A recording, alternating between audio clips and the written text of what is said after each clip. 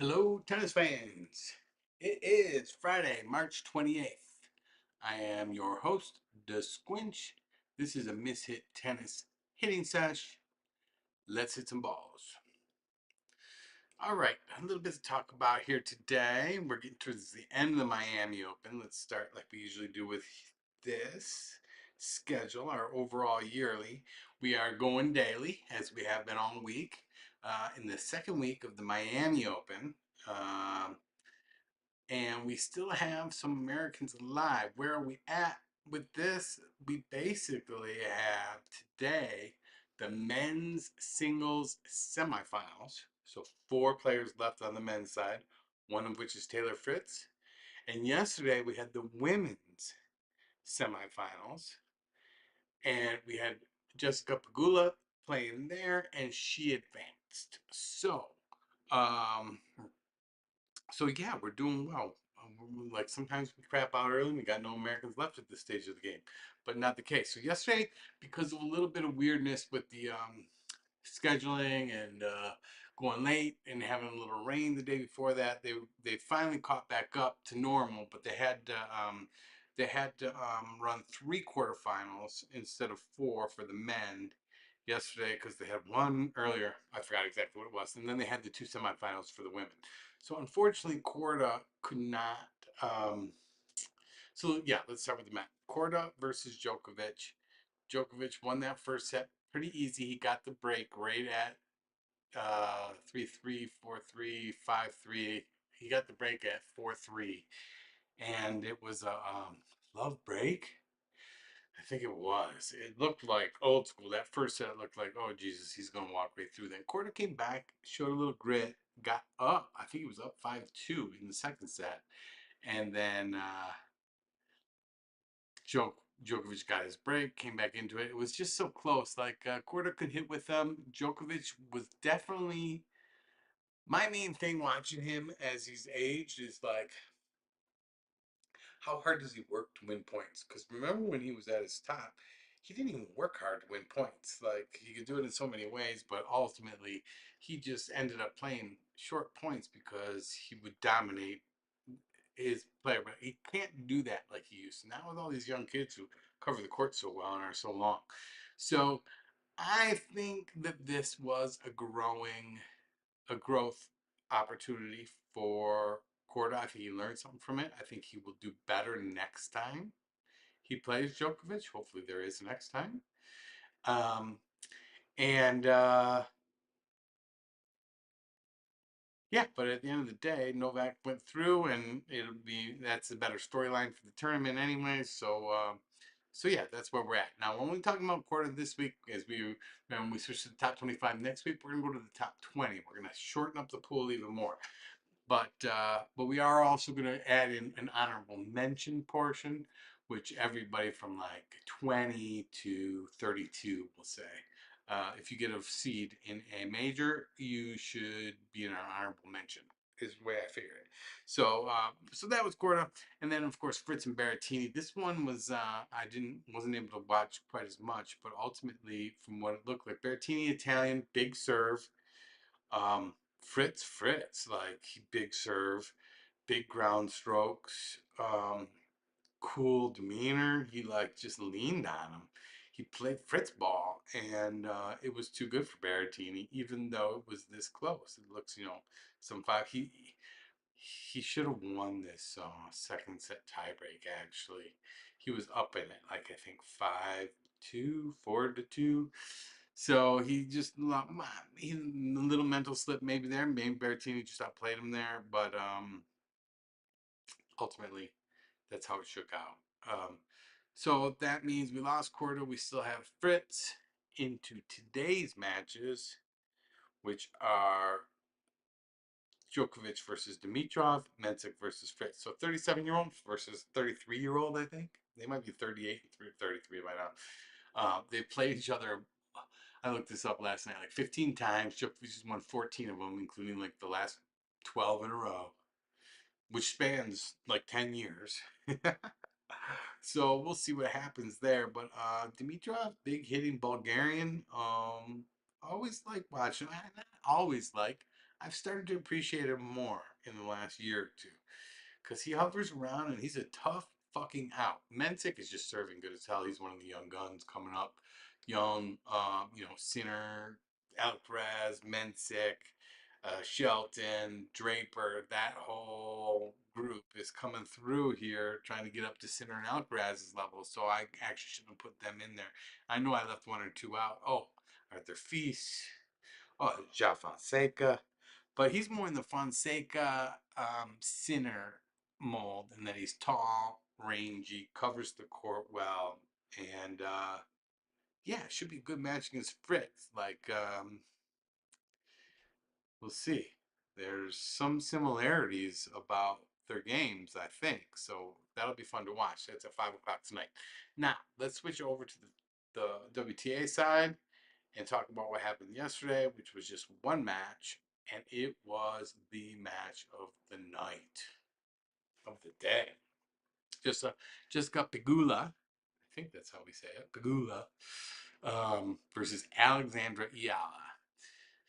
To understand what's going on with Alexandra Iala, you have to kind of see. So she's apparently some phenom from the Philippines that has been training since she was 13 years old in Mayorkas at Rafael Nadal's world-renowned training center that I think produces plenty of top players. Um, and she has gone. I think. See, the thing is, so she's gone from like 150th to like there she is.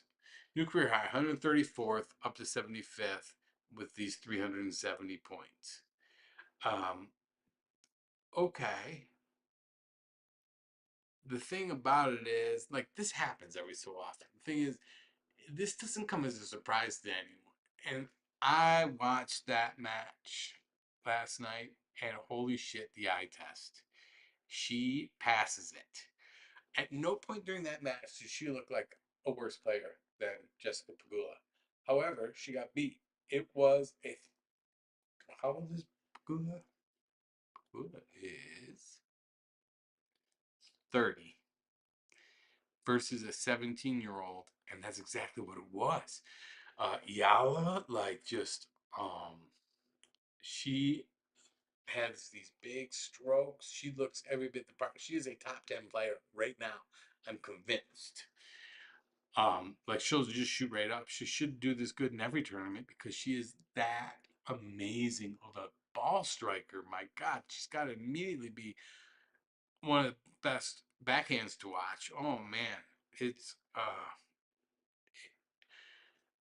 I hate to be so fawning over Iala when it's our player that won. So let me just kind of change that thing again because for that to happen, that means Pegula took everything and didn't flinch, right? So 7-6, she gets that first one, loses 7-5, comes back 6-3. There's probably a mental letdown at the end there, yeah, for Yala.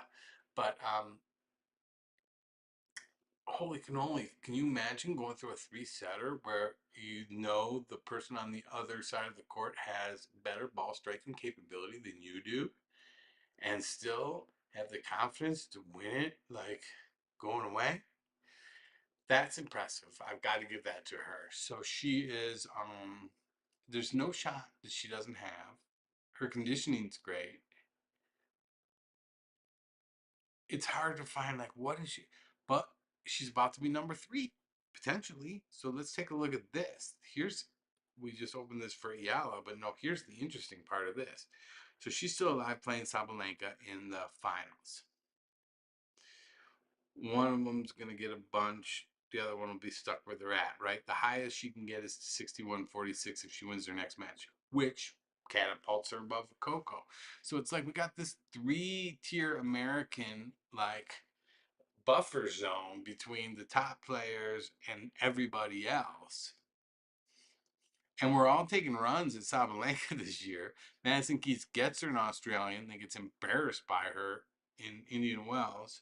Now it's Pegula's turn. Let's go see how you match up against Sabalenka. And then Coco, I'm sure at some point in time this year, maybe, hopefully she'll get her chance. Remember, Pegula 31, Madison 30. How about so let's go. Let's see. Can one of you guys pull? Even if you can pull, one of these can pull away from the other two of them, that tells us something. But right now, we just got some slop going on there, and none of them can figure out who is going to go for it. Like, who's going to be that person? So, exciting stuff. Now, you heard me reference earlier that we are going down to 20 instead of top 25. What does that mean? That means well, let's start on the men's side. It means we no longer keep track of Korda. We've only got 4 people to keep track of. This is all in an effort to make sure I can watch the fucking matches. It matters. Um, yeah, I don't know why I thought I would start some sort of tennis community and think I could get by watching highlights and studying statistics. No, while I'm not trying to be an analyst in any way whatsoever, I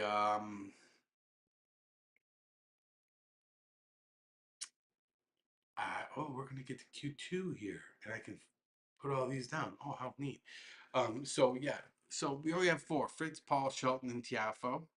And Tiafo's fighting to stay in there. Let's be honest. Now on the women's side, um, Goff, Pegula, Keys, Navarro, Collins, and Nisimova. Collins is gonna fall out. So that's the other thing that's interesting. If you come over and look at the live rankings, so we still got our 3-pack up here. Navarro's hanging around at about 10. And I expect that to continue. She's not going to drop. She's still, hopefully, Anisimova can work her way up. I think she will. And we have like a second tier there with Navarro and Anisimova at the back end of the top 10, and then our three-person buffer at the halfway, the 3, 4, 5 spot. But Collins lost 880 points there. That's a lot. That means she won it last year. So she is going to go down to 22, which pushes her into our honorable mentions. Something else interesting, Ashlyn Kruger almost up to 32, which will get you into our honorable mention category. And that is at 20 years old, 21 years old. So she's coming up. She separated herself from this little 3-person quagmire in the 40s. But anyway, so that's the interesting stuff. We'll get into that Monday when we update our sheet, which I just was noticing. The next time we update our sheet will be the first week in April. So we'll basically have another quarter of data that we will end up, you know, like over here, everything has got all the in-betweens. I've just got them all hidden. So we can do more longer term research and keep an eye on stuff a little bit better. But yeah, so that should be fun. We'll get that updated Monday, or I'll get it updated over the weekend. And but then so that's what happened yesterday. What do we got today? Today we got nothing. Pegula gets today off in preparation for the finals on Saturday, where she'll be be playing Sabalenka. And then the men, we got Fritz versus Mensik. We talked about that, so I will watch that one for sure. And then, yeah, hopefully Fritz wins, and then he'll be playing Sunday also, and we'll just roll straight through. Every day we'll do a stream. So let me go back over here. That's it for, actually, you know what? Let's do one more quick thing. Let's take a look at the men's live and see if there's anything interesting over there. I don't think there is. Fritz and Djokovic kind of cementing in the 4 and 5 spot. Like there's a little gap. There's like 1,000-point gap between each of these players here. It looks like that means you can't just overtake the guy in front of you in one tournament when it's like that. So that's kind of interesting, I guess. Tiafo fighting. He got a couple points here, but now we're going into clay court season. Oh, that's the other thing, maybe. Alcaraz going into home turf. I get it. That's Zverev's home turf also on the clay. I think he'll go up to number 2 here pretty soon. And Sinner should be back in all these tourneys. So let's see how that shakes out also. All fun stuff. All right, I think that will about do it for today. Um, Thanks for joining. Like, subscribe, all that good stuff. Thanks for joining us. Let's pick up these balls and get out of here.